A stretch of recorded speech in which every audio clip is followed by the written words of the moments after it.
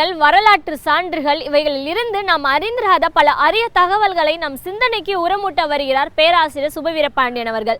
நம் விடியலேவா நிகழ்ச்சியின் அடுத்த பகுதியாக வரவிருப்பது ஒன்றே சொல் நன்றே சொல்.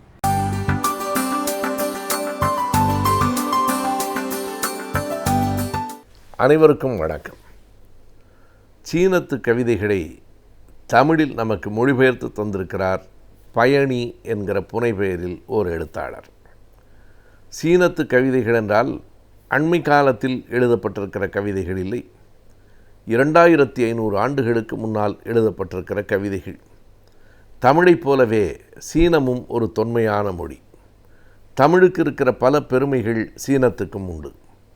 ஒரு பரந்துபட்ட மக்களை அரவணைத்து செல்லுகிற, அவர்களால் பேசப்படுகிற ஒரு மொழி, ஒரு பழைய பண்பாட்டை உலகத்திற்கு எடுத்துச் சொல்லுகிற மொழி, பிற மொழிகளை ஈன்ற மொழி, ஏறத்தாழ தமிழைப் போலவே அதுவும் ஒரு செம்மொழி என்கிற இத்தனை பெருமைகளுக்கும் உரிய சீன மொழியிலிருந்து ஆங்கிலம் வழியாக பல மொழிபெயர்ப்புகள் வந்திருக்கின்றனவே தவிர நேரடி மொழிபெயர்ப்பாக இதுவரையில் நூல்கள் வந்ததாக நமக்கு தெரியவில்லை. வந்திருந்தாலும் அவை மிக குறைந்த அளவிலே தான் இருக்க முடியும். சீனாவிலிருந்து தமிழுக்கு வந்திருக்கிற குறிப்பிடத்தக்க இலக்கியங்கள் என்று சொன்னால் அது பொதுவுடைமை இலக்கிய தோடர்களினுடைய வழியாக மாசேதுங்கினுடைய எழுத்துகள் தமிழுக்கு வந்திருக்கின்றன. அவை எல்லாமே ஆங்கில வழியிலே தான் வந்து சேர்ந்திருக்கின்றன. எழுத்தாளர்களிலே லூசூன் உடைய படைப்பு, குறிப்பாக அவருடைய அந்த வைல்டு கிராஸ், காட்டுப்புல் என்கிற பெயரில் தமிழில் மொழிபெயர்க்கப்பட்டிருக்கிறது. மிக கடுமையான நெருக்கடி சூழ்ந்திருந்த காலத்தில் லூசூன் எல்லாவற்றையும் குறியீட்டின் மூலமாக, மேலோட்டமாக பார்த்தால் அது நாய்களை பற்றி அல்லது செடி கொடிகளை பற்றி பேசுவதாக இருக்கும். ஆனால் ஆழ்ந்து பார்த்தால் அத்தனை கவிதைகளும் அரசியல் பேசும்.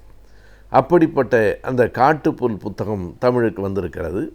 ஆனாலும் நேரடி தமிழ் மொழிபெயர்ப்பாக நாம் இந்த புத்தகத்தை பார்க்கலாம். அந்த புத்தகத்திற்கு கவித்தொகை என்று பெயர். தமிழிலே கலித்தொகை என்று ஒரு சங்க இலக்கியம் இருப்பது போல இது கவித்தொகை என்று பெயரிடப்பட்டிருக்கிறது. சரியாக சொன்னால் இது சீனத்தின் சங்க இலக்கியம் என்று நாம் சொல்லலாம். 2000 ஆண்டுகளுக்கு முந்தைய சங்க இலக்கிய நூல்களை நாம் பெற்றிருப்பது போல சீன மக்களும் பெற்றிருக்கிறார்கள். சீனத்தின் சங்க இலக்கியமாக இந்த கவித்தொகையை நாம் பார்க்கலாம். 305 பாடல்களின் தொகுப்பு. நம்முடைய சங்க இலக்கியத்திற்கும் இந்த கவித்தொகைக்கும் இருக்கிற நெருக்கமான உறவு என்ன என்றால், ஒன்று காலம், இரண்டுமே ஏறத்தாழ ஒரே காலகட்டத்தில் உருவானவை. இரண்டாவது, இந்த கவித்தொகையும் நம்முடைய சங்க இலக்கியத்தைப் போல பல்வேறு காலங்களில் பல்வேறு புலவர்களால் எழுதப்பட்டு பிற்காலத்திலே தொகுக்கப்பட்ட நூல் என்பதுதான். எனவே இந்த கவித்தொகையினுடைய காலம் இதுதான் என்று மிக குறிப்பாக வரையறுத்து விட முடியவில்லை. அதற்கு காரணம், அந்த பாடல்கள் எழுதப்பட்ட காலத்தை குறிப்பதா அல்லது அந்த பாடல்கள் தொகுக்கப்பட்ட காலத்தை குறிப்பதா, அவை வெளியிடப்பட்ட காலத்தை குறிப்பதா என்கிற வினா வருகிறது. இருந்தாலும் ஏறத்தாழ இயேசு பிறப்பதற்கு 200-300 ஆண்டுகளிலிருந்து 500 ஆண்டுகளுக்கு முன்னால் வரையில் எழுதப்பட்ட கவிதைகளின் தொகுப்பாக அது இருக்கிறது. என்றைக்கும் சீனத்திற்கும் தமிழுக்கும் தொடர்பு இருந்து கொண்டேதான் இருந்திருக்கிறது என்பதை வரலாறு நமக்கு சொல்லுகிறது. சீனத்திற்கும் தமிழ்நாட்டுக்குமான தொடர்பு கூட 2000 ஆண்டுகளுக்கு முற்பட்டது தான். அதனுடைய செய்திகளையெல்லாம் தங்களினுடைய பயண குறிப்பிலே யுவான் சுவாங் போன்றவர்கள், பாகியான் போன்றவர்கள் குறித்திருக்கிறார்கள். அங்கே இருந்து பொருள்கள் இங்கேயும், இங்கே இருந்து பொருள்கள் அங்கேயும் வந்து போயிருக்கின்றன. நமக்கு நன்றாக தெரியும், இன்னமும் கூட சீனா கண்ணாடி என்று சொல்லுகிறோம், சீனா கற்கண்டு என்பது இப்போதும் வழக்கில் இருக்கிறது. இவை எல்லாவற்றையும் விட 2 செய்திகளை நாம் சொல்லலாம். அந்த சைனா கிளே என்று சொல்லுகிற அந்த சீன களிமண்ணில் செய்யப்பட்ட பீங்கான் பாத்திரங்கள் இன்று வரையில் ஏறத்தாழ 2000 ஆண்டுகளாக தமிழ்நாட்டிலே புழக்கத்தில் இருக்கின்றன. அதனைப் போலவே சர்க்கரை என்று சொல்லப்பட்ட ஒன்றுதான் சீனாவிலிருந்து வந்த சர்க்கரை என்கிற பொருளில் சீனா சர்க்கரை என்று சொல்லப்பட்டு பிறகு அது சீனி சர்க்கரையாகி சீனி என்கிற பெயரிலேயே நின்றுவிட்டது. இன்றைக்கும் பல பகுதிகளில் தமிழ்நாட்டில் சர்க்கரை என்கிற சொல்லுக்கு பதிலாக சீனி என்கிற சொல் புழக்கத்தில் இருக்கிறது. எனவே சீனத்திற்கும் தமிழுக்குமான இத்தனை நெருக்கமான தொடர்புகளில் இப்போது புதிதாக வந்திருக்கிற தொடர்பும் உறவுமாக இந்த கவித்தொகை நூலை நாம் பார்க்கலாம். வெறும் 34 பாடல்கள் தான் மொழிபெயர்க்கப்பட்டிருக்கின்றன என்றாலும் அது ஒரு பானை சோற்றுக்கான ஒரு சோறாகத்தான் பதமாகத்தான் அது இருக்கிறது. பல செய்திகள் சங்க இலக்கியத்திலே வருவது போலவே இந்த நூலிலும் சொல்லப்பட்டிருக்கிறது.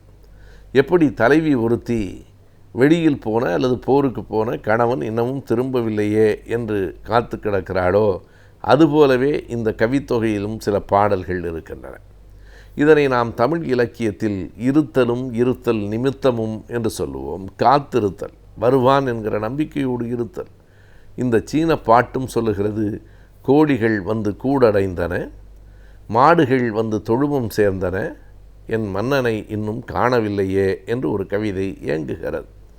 எனவே மாலை நேரமாயிற்று, அவன் வந்திருக்க வேண்டும்.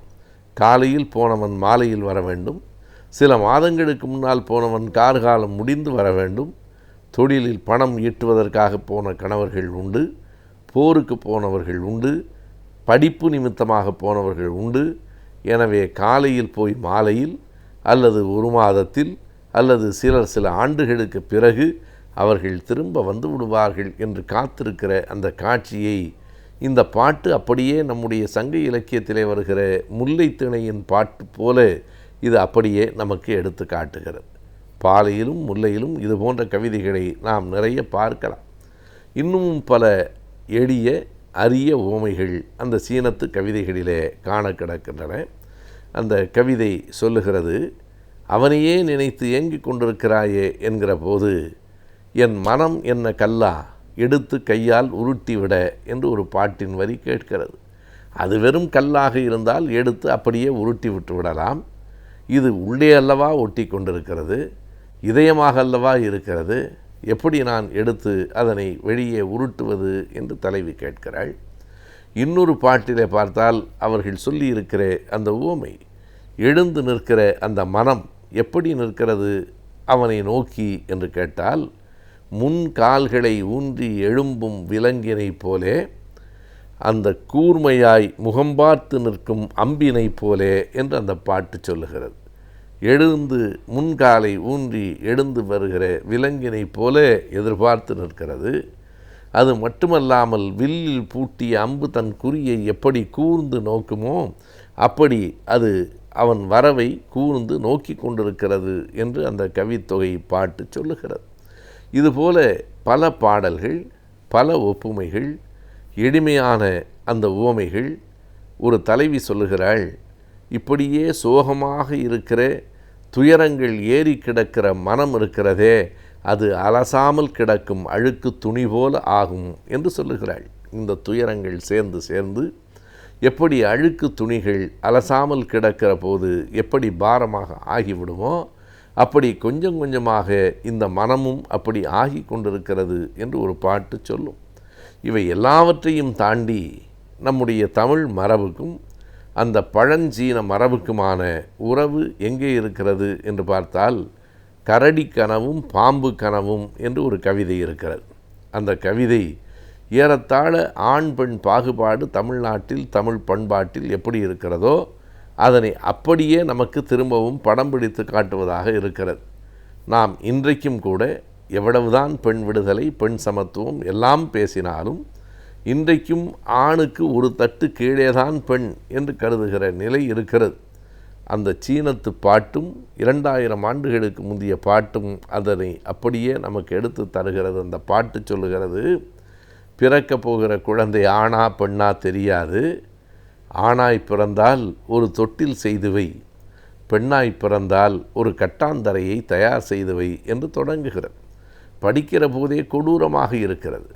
இது என்னடா, குழந்தைகளிலே இத்தனை வேறுபாட்டை இந்த சமூகம் காட்டுகிறதே, இது இங்கு மட்டும்தான் என்று கருதி கொண்டிருந்தால் சீனத்திலும் கூட இந்த நிலைதான் அன்றைக்கு இருந்திருக்கிறது. இன்றைக்கு எத்தனையோ மாற்றங்கள், இன்றைக்கு சமத்துவத்தை நோக்கி எல்லா சமூகங்களும் நடந்து கொண்டிருக்கிற காட்சி. ஆனால் இன்னமும் போக வேண்டிய தொலைவு மிக கூடுதல் என்பதை நாம் அறிவோம். ஆனாலும் ஒரு குறிப்பிட்ட கட்டத்திற்கு நாம் நடந்து வந்திருக்கிறோம் என்பதை இந்த பாட்டு காட்டுகிறது.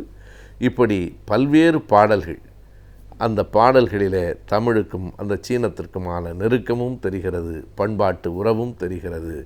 இன்னும் பல சீன கவிதைகள் தமிழில் வர வேண்டும் என்கிற எண்ணத்தையும் இந்த நூல் உருவாக்குகிறது.